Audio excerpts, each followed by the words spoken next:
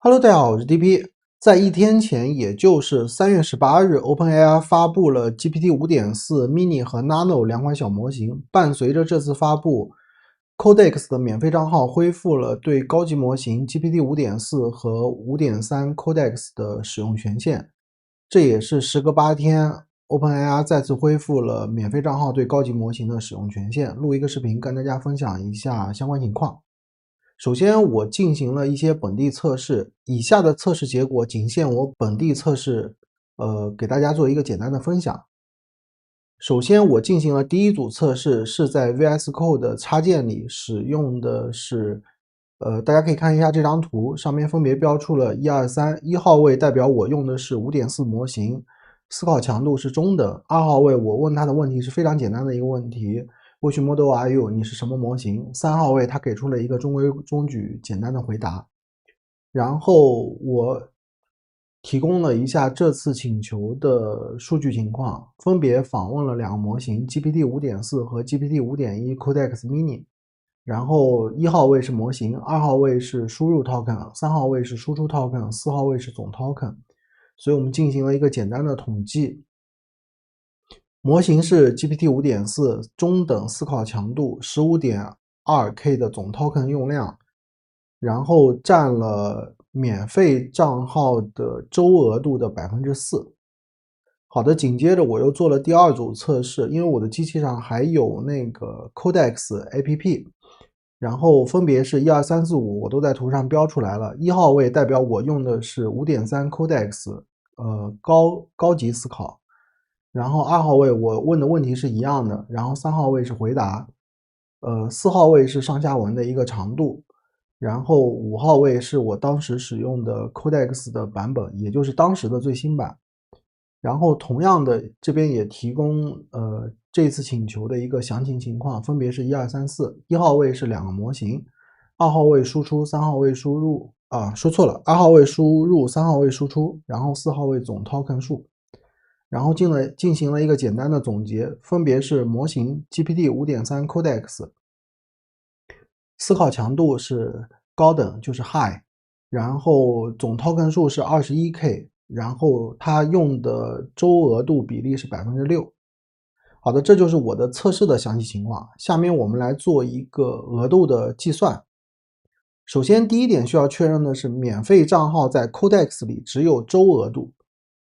然后本次测试我们用了 15.2K 和 21K， 总的 token 是 36.2K， 然后占周额度的 10%， 那么可以推算出周额度在 0.36M。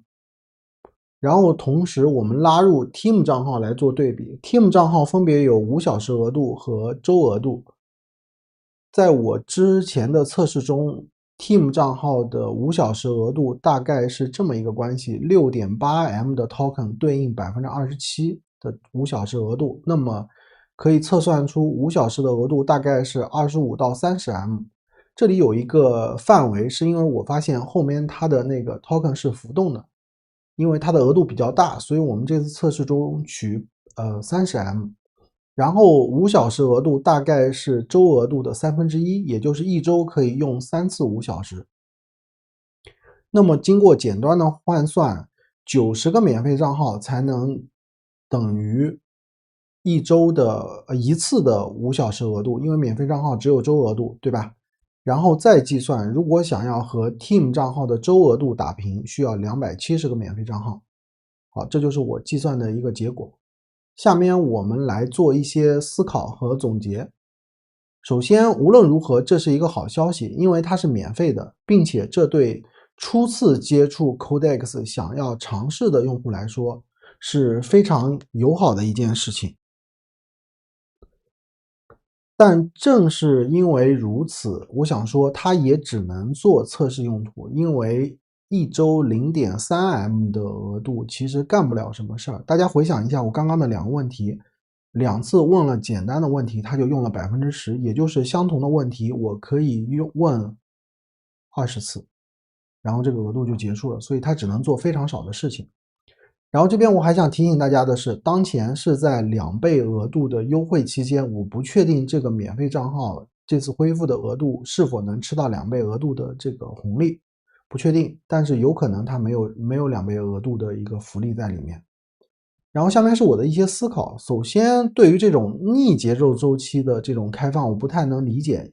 为什么说呢？因为像 Google Gemini CLI 和 Antigravity 都进行了额度的收紧，包括 Copilot 我们之前也报道过，对学生订阅的额度也进行了收紧，所以整个趋势来看，额度是收紧的，但是 OpenAI 居然反节奏而行，我没太看得懂。然后紧接着我在思考一个问题，这种高级权限对免费账号的回归是临时的还是持久的？然后在网上有一种说法，就是大家的讨论说，因为发布了 5.4 mini 和 nano， 由于这次 bug 导致了这个高级模型的临时回归，但我觉得好像也不太像。为什么呢？因为它的模型的额度少得可怜，所以我觉得不太像是一个 bug 性的回归，反而像是一种象征性的回归。然后还有一种说法说会把 5.4 路由到 5.4 mini 上进行一些降质的操作，我觉得也不太可能。为什么呢？因为它给的额度真的太少了，这么点额度再转到小模型上去有点没意义。好的，以上只是我的一些思考，欢迎大家留言参与讨论。另外在最后也推荐大家尝试测试 Codex， 首选的模型是 GPT 5.4， 如果觉得额度不太够用，可以考虑用 5.3 Codex 这个模型。另外关于发布的小模型 5.4 mini， 在小模型领域它是值得一试的一个模型。好的，这就是这一期 OpenAI 恢复 Codex 免费账号使用高级的 GPT 5.4 和 GPT 5.3 Codex 模型视频的全部内容。如果这期视频对你有帮助，请帮忙点赞和转发。如果你有相同的经验想要分享，或者遇到的相关问题，欢迎留言。我们最近开放了AI 相关的讨论组，如果有兴趣，欢迎私信我。好，就这样，我是 DP，谢谢。